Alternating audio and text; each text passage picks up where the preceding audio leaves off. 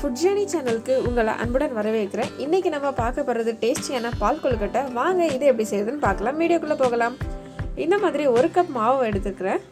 So எந்த கப்பில் நீங்கள் மாவு எடுக்கிறீங்களோ அதே கப்பில் நீங்கள் தண்ணி எடுத்துக்கோங்க. ஸோ இந்த கப்பில் சேம் அளவுக்கு நான் தண்ணி எடுத்து இது நான் சுடு பண்ணிக்கிறேன். ஸோ ஹாட் வாட்டர் தான் நம்ம இதில் ஆட் பண்ணணும். அதுக்கு முன்னாடி ஒரு பேனில் 1 ஸ்பூன் கீ ஆட் பண்ணிக்கிறேன். ஆட் பண்ணிக்கோங்க. அதில் கொஞ்சமாக துருவின தேங்காய் ஆட் பண்ணிக்க போகிறேன். ஸோ தேங்காவை கீழே வறுத்து ஆட் பண்ணோன்னா ரொம்ப டேஸ்டியாகவும் இருக்கும், ஸ்மெல்லும் நல்லாயிருக்கும் உங்களுக்கு. ஸோ இதை நம்ம கீழே வறுத்துக்கலாம் நல்லா. ஸோ ஈவினிங் டைமில் இந்த மாதிரி ஒரு ஸ்நாக்ஸ் செஞ்சு கொடுத்தீங்கன்னா கண்டிப்பாகவே நல்லாயிருக்கும். ஸோ இது ஒரு கொழுக்கட்டை ரெசிபி கூட. ஸோ நீங்கள் ஏதாச்சும் ஃபங்க்ஷனுக்குனா கூட நீங்கள் ட்ரை பண்ணலாம் இதை. ஸோ இப்போ இந்த நம்ம தேங்காய் வறுத்ததை இதில் ஆட் பண்ணிக்கலாம். நெக்ஸ்ட்டு இது கூட நம்ம சுகர் 1 ஸ்பூன் சுகர் நான் ஆட் பண்ணிக்கிறேன். ஸோ உங்களுக்கு தேவையான அளவுக்கு நீங்கள் ஆட் பண்ணிக்கோங்க. ஸோ நெக்ஸ்ட் இந்த மாவு எல்லாத்தையுமே நல்லா மிக்ஸ் பண்ணியாச்சு. இப்போ இது கூட நம்ம இந்த ஹாட் வாட்டரை கொஞ்சம் கொஞ்சமாக ஆட் பண்ணிக்கலாம். கொஞ்சம் கொஞ்சமாக ஆட் பண்ணி நல்லா மிக்ஸ் பண்ணிக்கோங்க. ஃபஸ்ட்டு கை வச்சிடாதீங்க, சூடாக இருக்கும். ஸோ கொஞ்சம் ஆறுனதுக்கு அப்புறமா கை வச்சு பேச ஆரம்பிச்சிடலாம். ஃபஸ்ட்டு எல்லா மாவையும் சேர்த்து இந்த மாதிரி மிக்ஸ் பண்ணிக்கலாம் ஃபஸ்ட்டு. ஓகே, இப்போ சூடு கொஞ்சம் பரவாயில்ல. ஸோ இப்போ நான் கை வச்சு பிசைஞ்சுக்கிறேன்.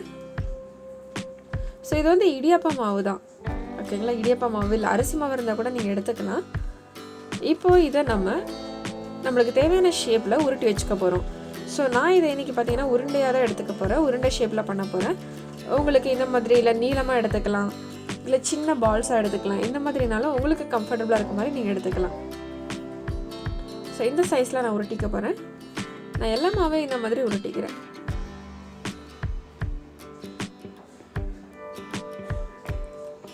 இதெல்லாம் ரெடி ஆயிடுச்சு. ஸோ இப்போ ஒரு பேன் வச்சிடலாம். இதில் நம்ம இந்த கப்புக்கு 2 கப் தேங்காய் பால் ஆட் பண்ணிக்க போகிறோம். ஸோ இது ஃபஸ்ட்டு எடுத்த தேங்காய் பால் நான் ஆட் பண்ணிக்கிறேன். ஃபஸ்ட்டும் செகண்டும் உள்ளது.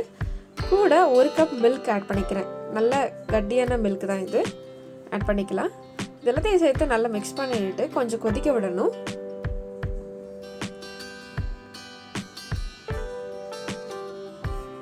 ஸோ இது நல்லா கொதிச்சு வரணும்.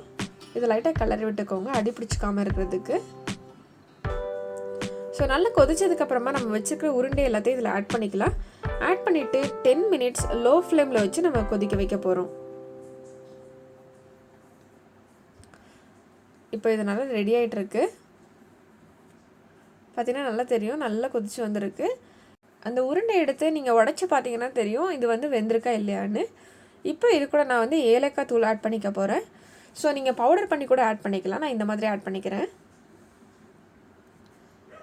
ஃபைனலாக 1 ஸ்பூன் கீ ஆட் பண்ணிக்கலாம். மேலே இந்த மாதிரி தூவி விட்டுக்கலாம்.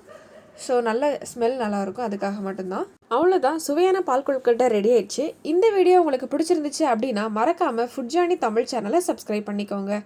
தேங்க்ஸ் ஃபார் வாட்சிங் ஃபுட் ஜர்னி தமிழ்.